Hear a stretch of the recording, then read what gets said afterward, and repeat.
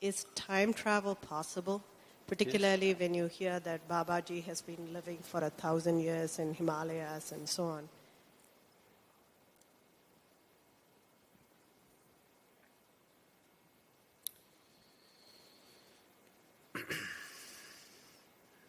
It's become… Somebody said something about Babaji way back. Now everybody has started talking about him, they started making movies about him, everybody started seeing him everywhere. The reason why I always refrain from speaking of anything that is not yet in people's experience is because people have no hold or no control over their imagination. They will become very hallucinatory. 90% of the religion has become hallucinatory because people have no control over their imagination, isn't it? The most stupid will see it first. The intelligent will sit there and wonder what the hell is happening. But the most idiotic people will see the angels and gods and everything instantly. Yes or no? Yes or no? Is this the reality or no? Simply because they have no hold over their imagination, it just flies. Immediately they start seeing, they're not lying, they start seeing because they have no control over their imagination. So, I don't want to speak about Babaji as such because too much has happened in his name but is such a thing possible? There have been many yogis in the past who still are in some ways. They retain the subtlest part of their body intact and just let it be. Whenever they feel it's necessary, they are capable of recreating their old bodies. This is called as nirmanakayas. Such people are known as nirmanakayas who recreate their own body. Gautama, the Buddha, is supposed to be one of the nirmanakayas. There are many others who recreate their own body as it was then, a youthful body as they liked it. Maybe this is 100 years later, 1,000 years later, whatever number of years, because number of years is not at all the issue. What you call as time is, for this body, one kind of time, for another body, another kind of time, isn't it?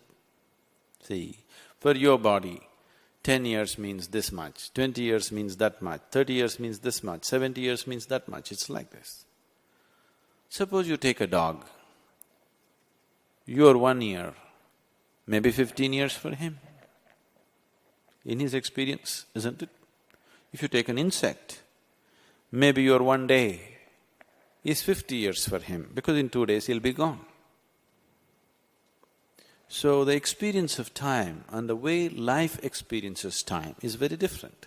In the life of this planet, 100 years may be just a second, we don't know the calculation, but it is very small, isn't it? So this is not just from human perspective. It is not about comparing everything to our lifetime and coming to it. Even in the perspective of that creature's life, it is so. Maybe not the same way as we calculate, but it's different in its perspective.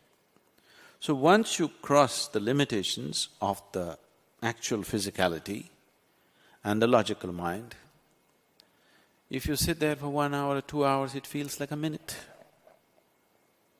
Time has always been a relative experience. Even in your life, in normal process of life itself, on a particular day you're very happy.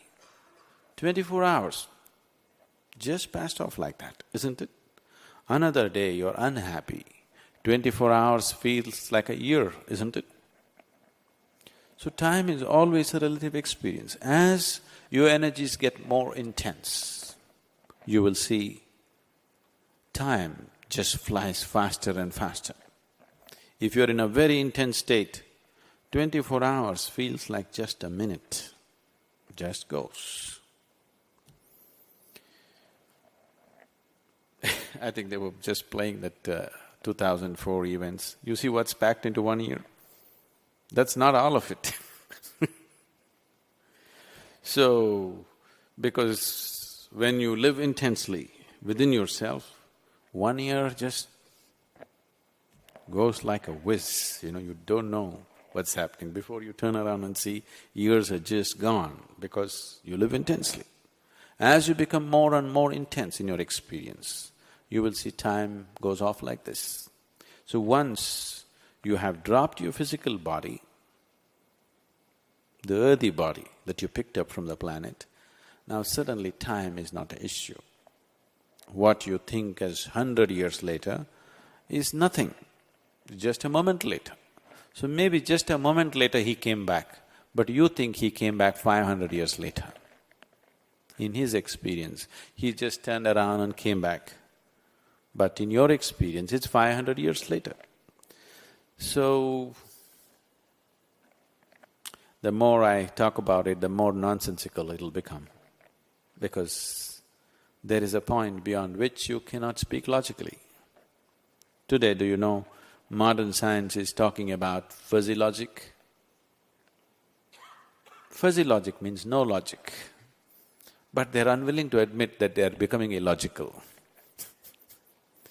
It's a shame for a scientist to be illogical.